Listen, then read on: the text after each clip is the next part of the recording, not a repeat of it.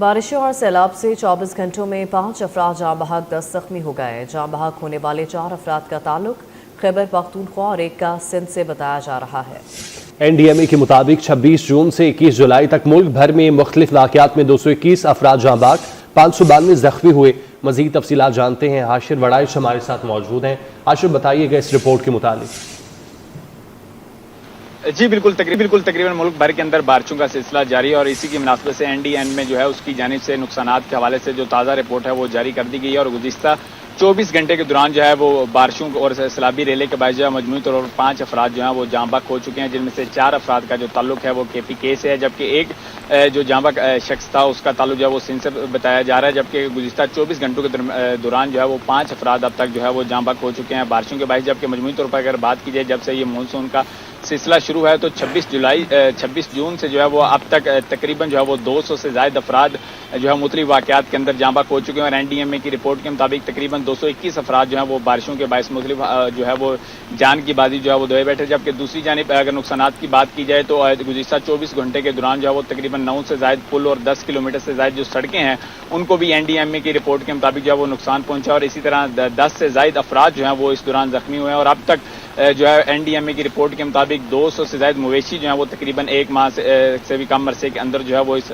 मुख्तलिफ बारिशों के वाक़यात के अंदर जो है वो जाँ बहक हो चुके हैं। दूसरी जानिब NDMA की जानिब से ये भी कहा गया कि इन तमाम तर सूरत हाल को मद्देनजर रखते हुए जो है वो हिफाजती इक़दाम अपनाए जा रहे हैं ताकि लोगों का कम से कम नुकसान हो। और इस हवाले से शहरियों को भी यही हिदायत की गई है कि वो तेज़ बारिश और इसके साथ साथ आंधी के दौरान तमाम तर जो हिफाजती तदाबीर हैं वो अपनाएं ताकि नुकसान कम से कम हो। जी हाशिर, इस्लामाबाद के मौसम के हवाले से बताएगा कि महकमा मौसमियात का क्या कहना है, आने वाले दिनों में इस्लामाबाद का मौसम कैसा रहेगा?